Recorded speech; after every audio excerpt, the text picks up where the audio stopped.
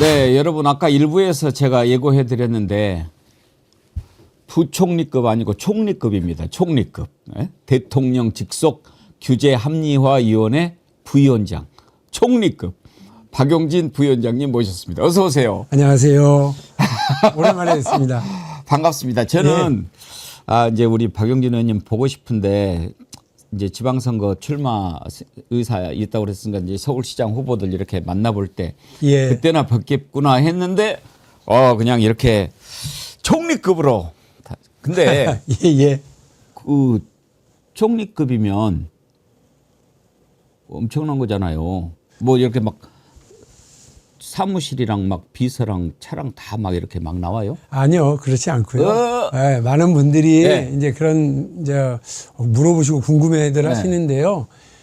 급은 총리급인데 이제 그 실력을 발휘하고 일을 해야지 뭐 다른 예우나 이런 거는 뭐 특별한 거는 없어요. 예. 그러니까 무슨 뭐 관용 차량이 나오느냐, 월급이 많이 받느냐 그러는데 사실은 이제 그 비상근 역할이잖아요. 예. 그러니까 왜 총리급이냐면 총리도 부위원장이고 예. 저를 비롯한 다른 민간 부위원장들도 부위원장이니까 총리와 격이 같은 거고요. 부위원장이 예, 총리니까 예. 대통령이 위원장이시고. 예.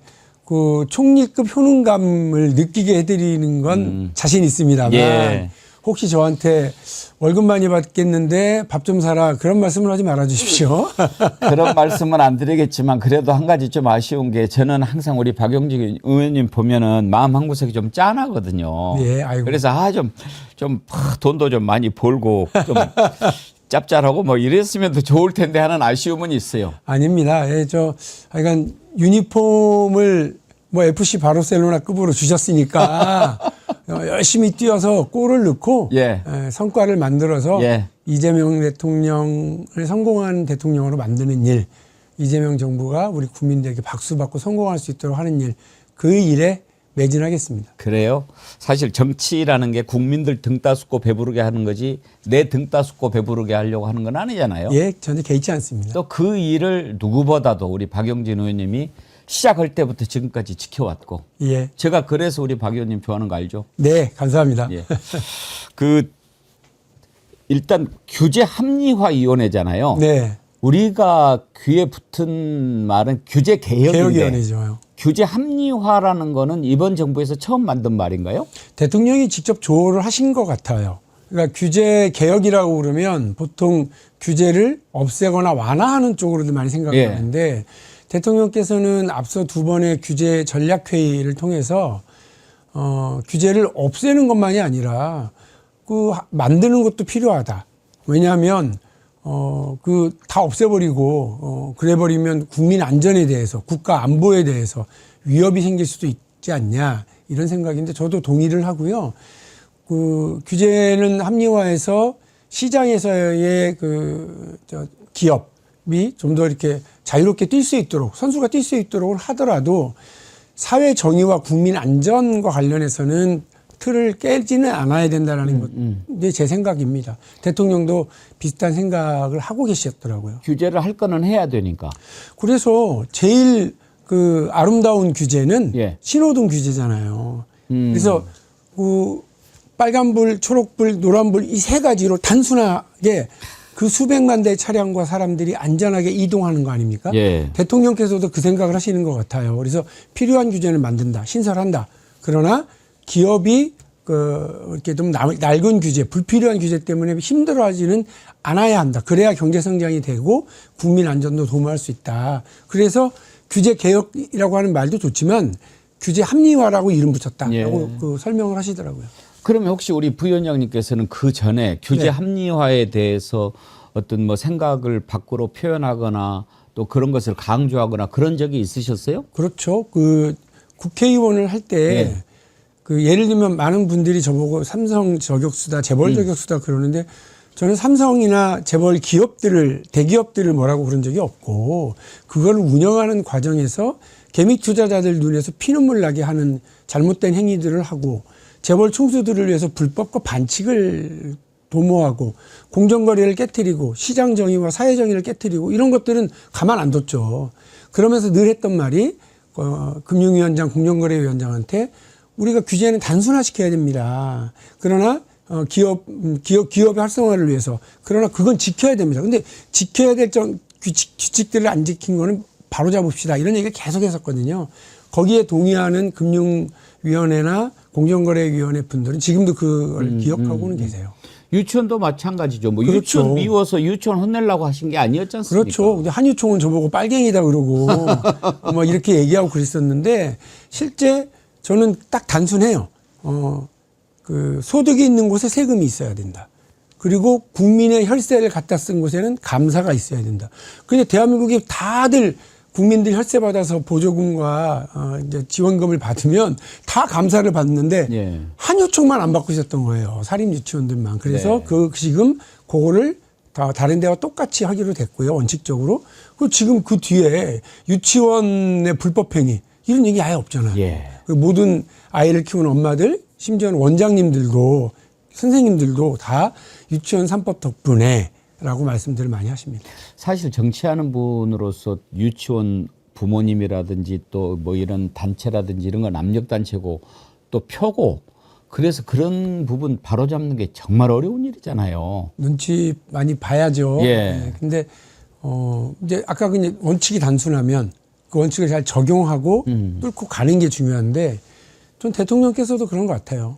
그러니까 아니 대한민국 자산시장이 너무 위험하잖아. 부동산에 너무 몰빵되어 있잖아. OECD 국가 중에 이런 나라가 우리하고 중국밖에 없잖아. 그러니 머니 무브 해야 된다고 보신 거고 되게 조금밖에 안 돼 있는 자본시장, 주식시장으로 옮겨가려면 뭐가 필요해? 아까 제가 말씀드렸던 개미 투자자 눈에서 피눈물 나게 하는 잘못된 행위들.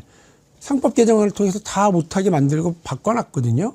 투명하게 만들었거든요. 그러니까 일단 정부가 이거 하려고 그러네? 두 번째, 조세 지원 정책, 세제 지원 정책이라든지 다양한 또 지원 정책을 만드니까 개미 투자자들이 이거 진짠가 봐 이러면서 막 움직이기 시작했고 기업 특히 뭐 우리 대기업들이 반도체주를 중심으로 해서 여러 성과들이 나니까 실제 따라 붙은 거거든요. 그래서 지금까지 왔고요. 이란전 때문에 약간 출렁하긴 했습니다만 기본적으로는 우상향을 꾸준히 하게 된 건 이재명 정부의 뚝심과 제대로 된 추진책이라고 저는 봐요. 3법 개정안 통과됐을 때 있잖아요. 제가 얼마나 놀랐는지 이걸 진짜로 한다고 해서 진짜로 해? 제가 재선되고 나서 첫 번째 낸 법안이 상법 개정안이었고 그 상법 개정안의 제목을 제가 뭐라고 붙였냐. 코스피 3,000법이라고 붙였었어요. 아하, 그때 얼마였을 때예요? 2,300인가? 그러니까 그러면서 저도 속으로 보좌관들하고 앉아서 야 이게 되겠어? 이게 상법 바꾼다고? 이랬는데 실제 대통령이 하시더라고요. 그래서 얼마나 놀랬든지 오기영 위원장, 특위위원장, 코스피 5천 특위위원장이잖아요. 그리고 아니 형님 어쩌다가 이게 됐어? 자기도 놀랬다는 거예요. 그러니까 이거를 해야지 하는데 대통령이 정확하게 이걸 이해하고 있으니까 오케이 딱 사인 나니까 정부 여당이 우리가 표가 모자라서 그동안 못했던 게 아니거든요. 대통령이 이걸 정확하게 이해 못하고 정부 내에서 관료들이 엄청 반대 많이 해요. 그렇죠. 이런 말씀 드리면 좀 웃긴데 관료들은 걱정되는 것도 많고 로비도 많고 기업에서 가만 안 두니까 또 자기들 관료들 중에는 옷 벗고 나가면 다 기업에 가서 고문도 하고 뭐도 하고 하셔야 할 분들이 많거든요. 그러니까 이제 기업들 의견을 계속 얘기를 하니까 걱정되거든. 이거 바꿨다가 기업들이 해외로 나간다고 막 위협하고 저기 지지율 떨어지고 그러면 어떡하지? 걱정을. 근데 시장을 이해하고 계시는 대통령, 정확하게 이 상황을 알고 있는 이재명 대통령이 뚝심 있게 밀어붙이니까 법도 통과되고 그런 게 반영이 돼서 어떤 애널리스트들한테 물어보십시오. 상법 개정안이 다 그 주식시장 상승에 엄청난 소재였다 이렇게 얘기하잖아요. 전 칭찬받아 마땅한 일이었다고 생각합니다. 제가 근데 왜 아까 그 전에 그런 목소리를 내신 적이 있냐 이걸 여쭤봤냐면 이재명 대통령이 이분을 규제합리화위원회 부위원장으로 써야겠다라는 생각을 하시게 된 배경이 궁금해서 그런 거거든요. 그러니까 뭐 그런 목소리를 냈던 분이니까 쓰면 좋겠다라고 생각했지 뭐 단순히 옛날 일 미안하다고 그렇게 했어요? 그럴 뿐이 아닌 게 그러니까 뭐 개인적 감정은 서로 풀었고 이미 1년 전에 풀었고 또 내란국도 된 뒤에도 만나지 않으셨나요? 아닙니다. 그 대통령 되시기 전에 예. 내란 극복과 대선 조기 대선 승리를 위해서 만난 적이 있고 아. 총선 뒤에 처음 만났고 그리고 그 뒤로 계속 소통을 이제 하면서 제가 그때 만나신 게 그럼 후보 때 만나신 거구나. 예, 그때 아닙니다. 풀었다고 할 때. 아직 대선도 시작하기 전이었고요. 그랬나요? 예, 아. 2월 달에 작년 2월 달. 작년 6월. 2월. 작년 2월. 벌써 1년 됐네요. 1년 됐습니다. 그래서 그 뒤에 이제 대통령 선거 열심히 뛰고 도와드리고 예. 여러 의견 제가 계속 이제 보내고 소통하고 두어 차례 계속 또 만났고 그런데 이제 저도 저는 그냥 민간인이니까 대통령 당선되실 텐데 이제 그날 개표하기 1시간 전이에요. 당선되실 텐데 더 연락 안 드리겠다. 뭐 보안 문제도 있을 테고 이렇게 되니까 그러면서 이제 두 가지 이제 당부 말씀드리겠습니다. 그랬던 게 첫 번째로는 대동법을 만든 김육 예. 그러니까 영의정, 예. 그러니까 김육 선생처럼 훌륭한 인재를 쓰십시오. 그분은 효종 대왕이 영의정으로 제수한다 그랬더니 대동법 하려면 나를 쓰고 아니면 쓰지 마시오. 난 그거 아니면 안 할래요. 이렇게 했던 소신도 있고 능력도 있던 분입니다. 그리고 이제 두 번째는 대통령께서 늘 귀를 열고 계시지만 이제 그땐 대표님이죠. 후보님께서 늘 귀를 열고 계시지만 레드팀 두시면 반드시 성공하실 겁니다. 저는 이제 그 두 가지 말씀을 끝으로 더 이상 연락드리지 않겠습니다. 꼭 성공한 대통령이 되어 주십시오. 하고 이제 연락은 저는 따로 안 드렸죠. 그러셨군요. 그랬다가 이번에 이제 예. 일을 맡게 되셨는데 오시면 그거는 제가 한번 여쭤보고 싶었어요. 단순한 그 옛날 과거에 대한 호기심 차원이 아니고 전 사실 이제 우리 박용진 의원님 처음에 정치 시작할 때부터 관심을 갖고 지켜본 사람 아닙니까? 네.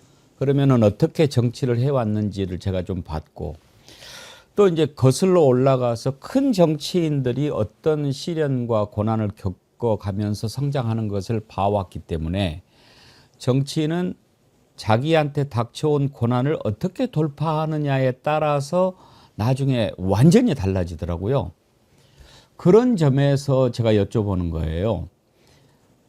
너무 심하다 할 정도로 그러니까 그렇게 해야 되냐 할 정도를 분명히 그때 느끼셨을 거예요. 계속 막 이렇게 배제를 시킬 때. 기존에 저기 한 것까지는 좋은데 이 사람이 자격이 없어가지고 안 되겠다라고 하고 시간은 없는데 그러면 당연히 기존의 지역구를 갖고 계신 분이 돼야 되는데 그걸 또 빼고 막 이러면서 제 생각에 한 3차례인가 배제가 됐죠. 네. 그때 그 마음에 내가 앞으로 내 정치에서 이게 이제 엄청난 고난이라는 것을 알으셨을 텐데 어떻게 이겨내셨나요? 정치 글쎄요. 뭐 또 그때 얘기를 하시는지 모르겠는데 정치라는 게 사실 그래요. 제가 이재명 대통령 밉지 않냐고 사람들이 그럴 때 이제 그냥 총선 끝나고 나서도요. 정치라는 게 그렇다. 권한 가지고 있는 사람이 칼 쥔 사람이 자기가 계획하고 하려고 하는 일을 위해서 결단하고 움직여야 된다. 그런 과정에는 갈등 있고 말 안 듣는 사람들 밀어내고 쳐낼 수도 있다. 대신 좋은 결과를 만들면 된다. 저는 그거 하나입니다. 그래서 뭐 이재명 대통령한테 개인적 감정 이런 것들이 없었을 때는 아니었겠지만 외부에는 그런 얘기를 안 했고 그리고 이제 아까 말씀드렸던 작년 2월 달에 처음으로 만날 때에도 솔직하게 얘기했어요. 저 여기 오면서 개인적 사감은 다 떨었습니다. 왜? 내란이라고 하는 황당한 일이 벌어졌는데 이거 극복하는 일에 개인적 감정 앞세우는 바보가 어디 있습니까? 정치인이 그러면 안 되지. 그래서 내란 종식 그리고 조기 대선이 벌어지게 될 때 민주당이 반드시 이기기 위해서 힘 합치고 같이 하겠다. 이거 분명히 하겠다는 거였고요. 그럼 만일에 내란 종식도 못 시켰어. 만일에 조기 대선에서 또 민주당이 졌어.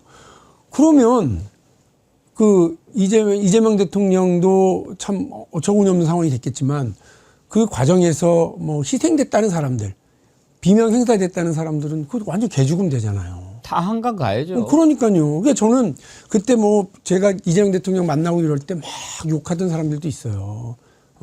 너는 또 이제 벨도 없냐, 뭐. 벨도 예. 없냐 막 비판하는 분도 계셨는데 아니 저는 그건 제 소신. 대의를 위해서 움직여야지.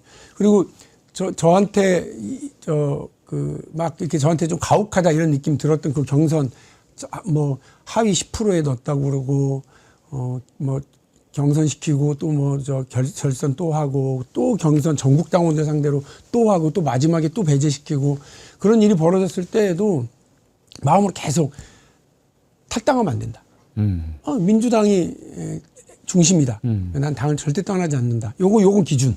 그리고 그 최종 공천에서 끝났을 때에도 민주당이 이겨야 된다.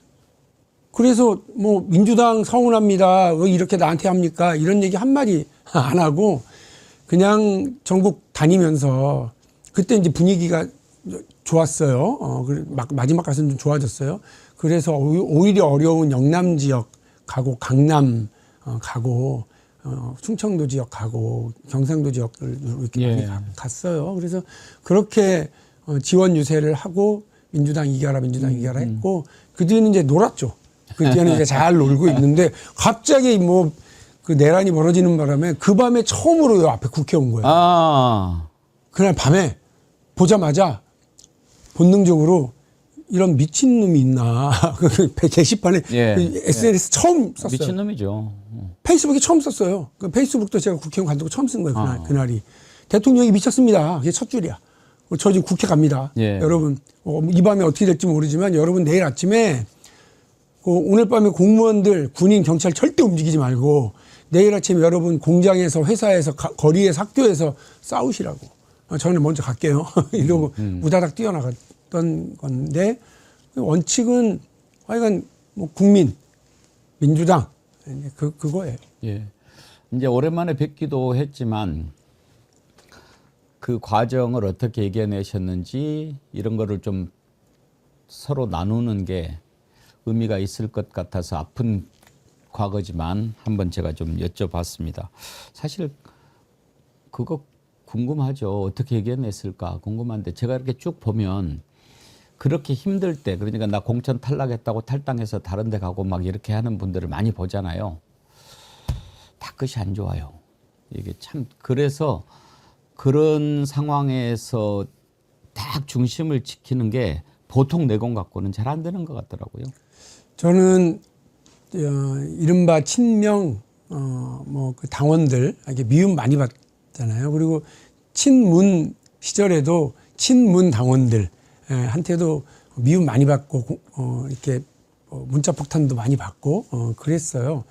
그런데 이제 그게 제가 정치를 하면서 이제 할 말을 하고 할 일은 하자 이게 이제 있어서 이건 아닌 것 같습니다 이렇게 얘기하는데 그게 다 당을 잘 되라고 제 딴에는 한 거죠. 근데 좀 지켜보면 당원들께서 알아주세요. 그때 네가 했던 말이 그런 거였던 거, 오케이, 알아주시고 그때 이제 막 이재명 당시 대표하고 대립하고 갈등하고 경쟁하고 이렇게 할 때 저거는 되지도 않을 거면서 뭘 저렇게 열심히 하고 이재명 토론 붙으면 이재명 후보를 이렇게 공격하냐 이런 말씀을 하셨던 분들도 언젠가 이해해 주시리라고 생각했어요. 그래서 저는 지금도 그냥 저한테 이렇게 서운해 하시는 당원들한테 말씀을 드리는데 제 부족함이고 제 잘못이라고 생각합니다. 지지자들 우리 당원 동지들 이런 분들한테 박용진은 왜 저거밖에 못해? 박용진은 왜 우리 당대표한테 저래? 박용진은 왜 이재명 대표한테 저런 식으로 해? 라고 하는 것처럼 보여드린 거 이제 제 잘못이고 저의 불찰이라서 그런 부분 제가 사과드리고요. 그리고 저 좀 손 잡아주십시오. 이재명 대통령께서도 지금 제 손 잡아주신 건데 우리 당원 동지들께서도 박용진 손 잡아주시고 저에게 격려해 주시고 응원해 주십시오. 제가 정말 아까 제가 할 말은 하고 할 일은 하는 정치인 얘기 말씀을 드렸는데 이제는 할 일을 하고 결과로 말하는 정치인 이렇게 되도록 하겠습니다. 노무현 대통령도 그렇고 이재명 대통령도 그렇고 사실은 출발은 아웃사이더였잖아요. 네. 그런데 우리 박용진 의원님도 사실은 정치로서 약간 아웃사이더의 길을 많이 아웃사이더입니다. 걸어왔지만 이제 주류의 그 예. 길에서 한번 멋지게 능력을 발휘해 주셨으면 좋겠습니다. 이제 본론으로 돌아와서 네. 규제 합리화 위원장 부위원장이 되시기 전부터 이제 거기에 대해서 관심을 많이 가지셨을 텐데 지금 우리나라에서 규제 합리화가 가장 우선적으로 필요한 부분은 어디라고 생각하십니까? 그 경제 분야인 것 같고요. 예. 지금 우리 기업들이 이제 해외로 많이 이렇게 나가서 뛰고 있잖아요. 근데 해외와 다르게 국내에서는 있는 그런 차별적인 규제가 있다고 하면 그거는 기업들이 그러면 자꾸 나는 해외로 나가야 되겠다라고 하는 게 있겠죠. 그렇기 때문에 우리 일자리가 줄고 경제 활력이 약화되겠죠. 그래서 그 부분에 대해서 좀 많이 들여다봐야 됩니다. 김대중 대통령 시절에 지금 행정규제 기본법이 김대중 대통령 시절에 만들어졌습니다. 예. 그래서 규제 총괄 그러니까 규제 총량을 한 50%까지 낮추겠다 이렇게 하면서 했거든요. 근데 지금 생각해 보시면 김대중 대통령 시절에 뭐 IMF 극복도 했고요. 김대중 대통령 시절에 많은 결과들을 나왔는데 요즘 여러분 하이닉스 네. 이게 원래 어디 회사 건지 아시죠? 지금은 SK인데 SK인데 현대전자가 그렇죠. 예. 인수했죠. 그다음에 기아자동차가 지금은 현대로 가 있죠. 예. 그래서 자동차 이게 막 재벌 몰아주기 하는 거 아니야? 막 이렇게 했지만 규제도 풀고 덩치도 키우고 이렇게 하면서 재벌 개혁의 방향을 재벌을 그냥 쪼개고 막 이러는 게 아니라 글로벌 경쟁을 할 수 있도록 만들어줬거든요. 예. 그래서 규제 측면에서도 그다음에 그 덩치 측면에서도 정어리 TV처럼 덩어리를 만들어서 이렇게 해준 것들이거든요. 예. 저는 그 국가 지도자가 그런 경제적 식견과 방향이 있어야 된다고 생각을 하고 이재명 대통령도 지금 그런 면에서 아까도 말씀드렸습니다만 국민의 안전 문제에 사회 정의를 건드리는 문제만 아니면 그런 염려를 덜 수 있으면 그렇게 하자는 것이고요. 그래서 경제 문제와 관련해서 기업이 이야기하는 걸 좀 듣자. 그런데 그게 국민 안전과 혹은 우리 사회 정의를 깨트리는 일이면 그거는 안 되죠. 예. 그래서 대통령이 늘 하시는 말씀이 구더기 무서워서 장 못 담그는 게 제일 바보. 그렇죠. 구더기가 안 생기게 하면 되지. 예. 예. 저도 거기 말씀에 동의합니다. 규제와 관련해서 이제 사실 그 항상 부딪히는 지점이 그것일 것 같아요. 우리가 생각하는 최고의 가치를 만들기 위해서 약간의 불편함을 감소하게 만드는 것 이런 게 아니겠어요? 그런데 갈수록 이제는 옛날에는 공동체 우선이었지만 이제는 개인 우선으로 바뀌고 있는 세상에서 이렇게 규제하는 것들에 대한 반감이 옛날보다는 더 커졌단 말이죠. 예를 들면 어제 제가 뉴스를 보니까 택배 상자 포장지를 너무 과대하게 하면은 과태료를 물린다 이렇게 나오더라고요. 사실 그 이만한 거 담는데 막 이런 큰 봉투에 오면은 야 이건 낭비다 이런 생각을 하기는 하는데 그런 것을 꼭 이렇게 규제를 해가지고 해야 되는가 하는 생각을 좀 한 적이 있고 그다음에 커피숍에서 음료 마실 때 종이 빨대 주잖아요. 예. 꼭 그래야 되나? 이게 물론 환경오염 뭐 저기 한다고 그러는데 뭐 어떻게 보면 또 뭐 그거 뭐 큰 차이도 없다고 하던데 종이 빨대로 마시면 이게 영 맛이 안 나요. 그런 거 못 느끼셨어요? 종이 빨대 그래서 그거는 뭐 규제나 규정 자체가 좀 사라지고 다 다시 또 바뀌고 있더라고요. 뭐 사소한 것이한테 뭐 예를 들어드리는 필요한 겁니다. 말씀을 하신 겁니다. 그리고 또 하나 이제 쓰레기 분리수거 우리나라처럼 잘하는 데가 없는데 언젠가는 저도 지금 분리수거 열심히 해요. 막 뭐 플라스틱, 종이 뭐 다 이렇게. 근데 그 아파트 경비 아저씨가 얼핏 그런 얘기 해야 돼요. 이렇게 우리는 애써서 고생해서 다 분리하는데 한번 이렇게 가서 보면은 다 합쳐버립니다. 뭐 이런 이야기를 해요. 그럼 무슨 뭐 고생을 해서 이렇게 하나라고 하는데 개인의 불편을 최소화하면서도 합리적인 목표를 달성하기 위한 규제 이 지점 찾는 게 제일 어려울 것 같아요. 제일 어렵죠.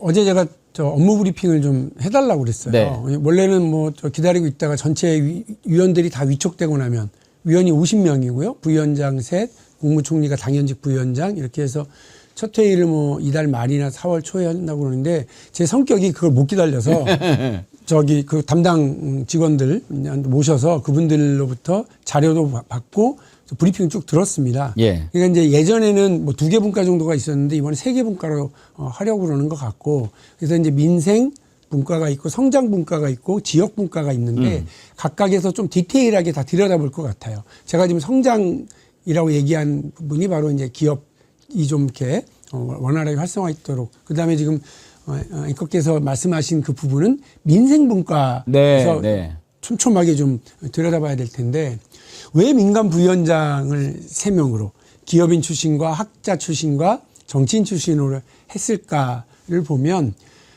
서로 그 각자의 경험과 지식과 시각을 가지고 어떤 규제가 어떤 효과를 낳을지, 이걸 풀면 어떤 위험함이 생길까, 이런 우려는 없는지를 디베이트 해보고 신중하게 결정해 달라는 얘기인 것 같아요. 근데 그거를 관료들이 칸막이 다 쳐놓고 부처별로 하면 세월이에요. 대통령 업무 스타일에 그거 못 보실 것 같고. 못 볼 거죠. 예. 당신들 셋이서 한번 전문적으로 해봐요. 예, 예. 박용진 의원은 재벌 저격수도 했지만 또 정무위원회에서 열심히 그 기업 관련해서 노력하고 시장 상황도 잘 알고 했으니까 그걸 무려 8년 동안이나 들여다보고 법사위에도 있었으니까 한번 그 뚝심 있게 그거 해보세요. 예. 대신 약간 스탠스를 그 국회에서 이렇게 조정하고 조율하듯이 한번 해보십시오. 그리고 뭐 이제 제 생각이죠, 이거는. 예. 그리고 이제 우리 기업인 출신의 남궁범 예. 그 우리 부위원장님 같은 경우에도 기업의 입장에서 시장의 입장에서 하실 거고, 이병태 교수님 같은 경우는 그 카이스트에서 창업 관련 센터를 운영하셨던 경험이 있으니까 또 그 스타트업들 신생기업들이 겪는 어려움을 한번 얘기해 주십시오. 그러나 그 과정에서 위험함은 조금 낮출 수 있도록 방안과 방법을 찾으라, 이런 것 같고요. 그래서 저는 이재명 대통령의 용인술 다들 와 어떻게 비명 박용김과 보수 이병태와 삼성맨 남궁옥 이렇게 같이 하냐 하셨는데 저는 히딩크식 용인술이다 이렇게 생각해요. 히딩크가 와가지고 제일 먼저 한국 축구에서 이렇게 됐어 치워 했던 게 원래 이 사람이 여기 잘합니다. 데리고 치우고 실력으로 보여줘. 능력으로 보여줘. 어느 대학 출신 뭐 어느 기업이 연줄 야 필요 없어. 축구협회 니네 저리 가. 나는 다 시작할 거야. 그렇게 해가지고 엄청난 스타들도 만들어내고 성과로 보여줬잖아요. 오대영 감독이라고 하는 조롱 계속 실험하면서 뚝심 있게 밀어붙여서 저는 이재명 대통령 히딩크 같은 그런 지략과 용인술을 지금 보여주고 있는 과정이라고 생각하고 저를 스타로 만드시려나? 박지성처럼 뭐 열심히 뛰고 뭐 심장 2개, 3개 달린 사람처럼 열심히 뛰고 노력해서 국민들에게 성과를 보여드리고 골을 넣을 수 있으면 되는데, 다만 지금 여기서 우리의 원톱 스트라이커는 이재명 대통령. 저나 우리 다른 부위원장들은 저는 킬패스 담당, 누구는 센터링 담당, 이렇게 해서 또 누구는 뭐 개인 전술을 잘해서 중원을 누비고 장악하고 할 수 있도록 우리 미드필더 삼각편대가 뒤를 든든하게 받치면서 규제개혁, 규제 합리화 분야에서 성과를 내도록 하겠습니다. 히딩크 비유하니까 딱 이렇게 이해가 잘 되네요. 사실 히딩크 없었으면 박지성도 없었을 거예요. 그러면 누가 그런 선수가 있었냐 하겠죠. 뭐 김남일 알았겠습니까 사람들이. 박지성 없었으면 손흥민도 없었을걸요. 그리고 그런 것들이 다 이어지니까. 더 이제 그 재미있는 건 이미 그때 막 떴다고 하는 황선홍이나 홍명보나 대선수들은 길을 완전히 죽여놨잖아요. 심지어 김병진은 아예 대스타였는데 한 번도 안 썼죠. 그러니까 그런 어떤 뚝심과 관찰력과 용인술, 지도력, 자신감 이런 것들을 보여주시고 있다고 생각하고, 그래서 제가 이재명 대통령님과 손잡고 이렇게 다른 면모를 보여드리는 것이 국민들에게 효능감을 보여드리는 것이 성공하는 대통령을 만드는 길이라고 저는 생각합니다. 아무리 그래도 이병태는 너무 심했지 않느냐 이런 분들이 많아요. 그 너무 좀 본인이 근데 사과하기는 했더라고요. 옆에서 뭐 좀 조언 좀 해주셨나요? 아니 제가 모르는 분 이번에 같이 된 두 분을 전혀 뵌 적이 없어서 뭐 이렇게 좀 지나면 한번 개인적으로라도 다 한 번씩 인사드리려고 제가 제일 나이가 연서하니까 그런가요? 예, 가서 인사를 다 드리고 찾아뵈려고 합니다. 정식 회의하기 전에 그럼요. 상견례 겸으로 이렇게 한 번씩 좀 만나서 네, 예, 제가 얘기도 좀 하고 그러시면 안 좋겠습니까? 네. 그래서 뭐 각자의 시각들이 다 있는데 저는 뭐 기업을 하신 분들하고도 대화할 수 있는 제가 또 나름 경제통이고 보수적인 인사들과도 뭐 얼마든지 통하는 그런 합리적인 진보니까 제가 또 그 역할을 할게요. 그러면 부위원장이 네 분입니까? 예, 저기 총리 포함해가지고. 포함. 그러면 대통령이 위원장이니까 언제 대통령이 한번 부위원장들 초청 한번 해가지고 식사라도 하면서 뭐 얘기 좀 하고 그러면 안 좋겠습니까? 그러실 수도 있고요. 예. 아니면 그러니까 첫 공개 임명장 수여하고 첫 공개 회의 이런 자리를 통해서 지금 뭐 대통령하고 저희하고 밥 먹는 게 중요한 게 아니고 그래서 지금 논의되고 있는 사항들을 빨리빨리 결정하고 각 부처에 지시하고 이렇게 하는 거죠. 총리 갈 때도 뭐 성과를 내는 데가 많았습니다만 대통령께서 직접 회의를 주재하고 밀고 나가야 부처가 움직이고 되니까요. 그러면은 임명장은 언제 받으시나요? 아마 제가 볼 때는 그러니까 지금 시작은 했어요. 일은 시작을 대통령이 했고 사인을 하셨기 때문에 뭐 뭔가 임기는 이제 일은 시작이 됐는데 시작됐습니다. 임명장 받는 행사만 지금 아직 안 한 거죠. 그렇습니다. 그러면은 대통령께서 코스피 5천 시대 등 경제 도약을 위해 규제합리화위원회가 행정부보다 반보 앞서 길을 뚫어야 한다 이렇게 말씀하셨다고 되는데 이건 언제 말씀하신 거예요? 제가 아니 대통령이 이야기했다고 그러는데? 제가 제가 다른 인터뷰에서 제가 드린 말씀. 위원장님 얘기하신 거예요. 규제합리화위원회가 행정부보다 반보 앞서 길을 뚫어야 한다는 게 이 박용진 위원장님 오딩이군요. 그러니까 행정 권력은 원래 길을 정비하는 역할이죠.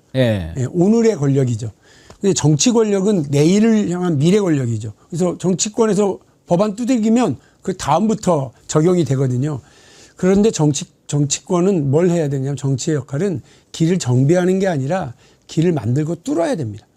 그 일을 해야 됩니다. 대통령은 행정 수반이시기도 하지만 정치인이시기도 하기 때문에 이런 일을 자꾸 하시는 거예요. 그래서 저는 이재명 대통령께서 규제 개혁위원회를 더 키우고 더 이렇게 힘을 실어줘서 직접 대통령께서 직접 위원장을 맡아서 하는 데에는 그런 게 있다.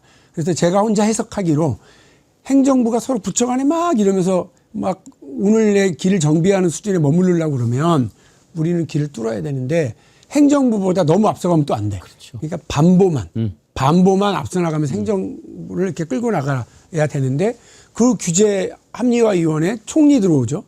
각 부처의 장관들이 대부분이 들어와요. 그러니까 다 제가 부위원장이고 우리 장관님들이 위원들이신 거예요. 그러니까 오히려 민간의 이야기와 이런 걸 잘 해서 장관들을 끌고 가야 되는 거죠. 그러니까 정확하게 말씀드리면 장관을 비롯한 행정부를 반보만 앞서서 정치인 이재명 대통령께서 그리고 정치인 총리와 정치인 박용진 이런 사람들이 쫙 반보만 끌고 나갈 수 있도록만 해도 대성공을 이룰 수 있을 거라고 봅니다. 그렇죠.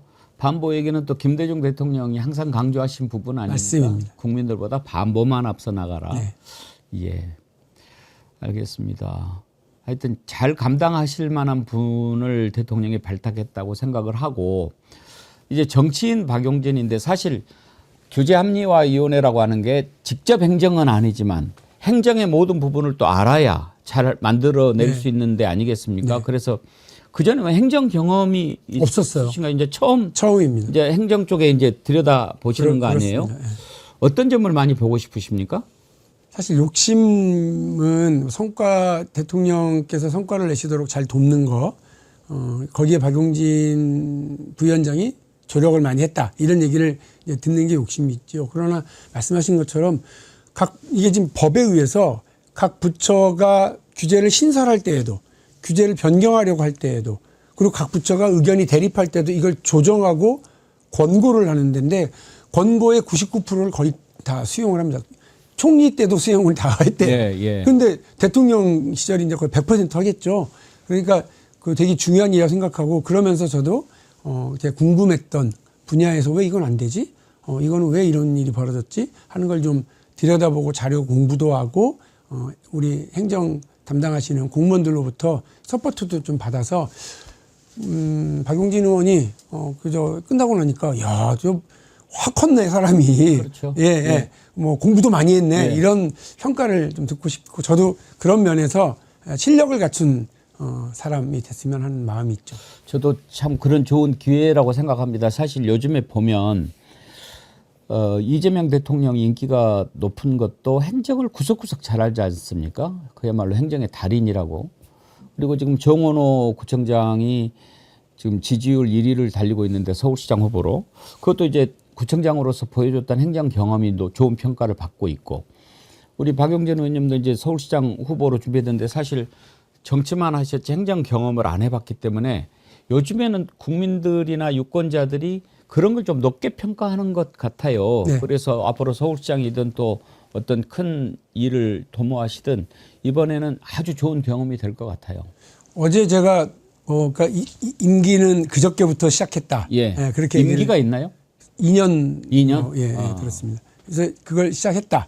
근데 이제 제가 아까 말씀드린 것처럼 하루가 급하니까 욕심도 많고 그래서 그 브리핑을 다 듣고 자료 다 받고 그 다음에 바로 또 대한상의 분들 모셔서 그동안 대한상의가 기업들의 의견을 취합해서 전달한 내용들이 뭐 지금 당신들한테 답답한 게 뭐냐 했더니 자료를 이만큼 들고 왔고 예. 4명이 와가지고 쭉 브리핑을 해주시더라고요. 고맙게 잘 들었고 다 저한테는 학습 과정 공부하는 과정입니다. AI 학습시키려면 자료 많이 넣어야 되고 예. 또 이제 반도체 칩도 많이 투자해야 되는데 제가 그런 시간을 갖도록 하겠습니다. 예. 오늘 아주 반갑게 다시 만나서 너무 반가웠고요. 응원 메시지가 많이 들어왔는데 몇 분만 좀 소개를 해드릴게요. 안순남님, 박용진 의원님은 참 잘하실 것입니다. 써니님, 박용진 부위원장님 멋진 활약 부탁드립니다. 슈크리님, 박용진 의원도 기무사 출신인데 능력 있으니까 함께 하는구나. 기무사요? 기무사 출신이에요? 저 취사병 출신인데요. 이분은 뭘 잘 모르셨나 보다. 53사단 129 기지 레이더 기지에 레이더 운용병으로 갔는데 네. 기무사가 아니고 총학생회장 하고 나서 감옥 갔다 와서 남들은 군대 다 빠졌는데 저는 그냥 제가 손 들고 갔어요. 군대도. 안 받아줄 건데 그걸 받아줬네요. 그때는 또 받아줬어요. 그래가지고 나중에 지들이 알고는 아니 레이더 기지는 위치 자체가 비밀인데 거기에 당신이 어떻게 갔냐 그러면서 그러니까. 그래서 취사병. 그래서 저는 군대에 가서도 심지어 사람 죽이는 일을 하는 군대에 가서도 목에 살기는. 인생 문제, 먹고 사는 문제를 해결하기 위해서 취사병을 기꺼이 했었습니다. 이런 자랑을. 아름다운 동행님, 박용진 의원님 반갑습니다. 더 끈끈한 화합으로 이재명 대통령 성공을 위해서 많은 노력해 주시기를 부탁드립니다. 아주 따뜻한 댓글들이 많이 들어왔습니다. 고맙습니다. 예, 오늘 감사하고요. 끝으로 이렇게 또 좋은 댓글들 많이 보내주셨는데 우리 애청자님들 사실은 규제 합리화가 됐든 뭐가 됐든 국민의 지지, 성원, 함께함이 없으면 되겠습니까? 네. 이번 기회에 한번 말씀 한번 하시죠. 아까도 말씀드린 것처럼 민주당 당원들께 불편한 마음 가지게 했던 것도 제 불찰과 제 잘못입니다. 그래서 뭐 한때 반문이다, 비문이다, 한때 반명이다, 비명이다 이런 말씀을 듣게 한 것도 정치인이 그거는 자기 잘못이니까 이번 기회에 대통령님 도와서 확고하게 다른 면모 보여드리고 실력 있는 정치인 그래서 할 말하고 할 일 하는 정치인에서 할 일 잘하고 결과로 말하는 행정의 능력도 있는 정치인으로 거듭나도록 하겠습니다. 우리 당원들께서 좀 지켜봐 주시고 흠뻑 좀 도와주시고 박용진 손 좀 잡아주십시오. 저도 열심히 하겠습니다.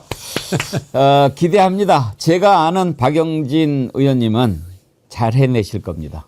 예. 고맙습니다. 성원하겠습니다. 고맙습니다. 예, 나중에 저 규제합리화위원회 예. 활동 뭐 성과 자랑할 일 한번 좀 있으면 또 저희도 궁금하니까 요청드리겠습니다. 뭐가 이렇게 좀 이루어졌는지 원래 또 설명을 잘 해주시니까 자꾸 나와서 자랑을 해야 그럼요. 뭔가 일하는구나. 국민들이 또 일하는 것도 알고 그럼요. 예. 고맙습니다. 또 뵙겠습니다. 네, 감사합니다. 감사합니다. 네, 박용진 대통령 직속 규제합리위원회 부위원장 만나봤습니다. 일 잘하실 것 같죠? 여러분들 많이 성원해 주십시오.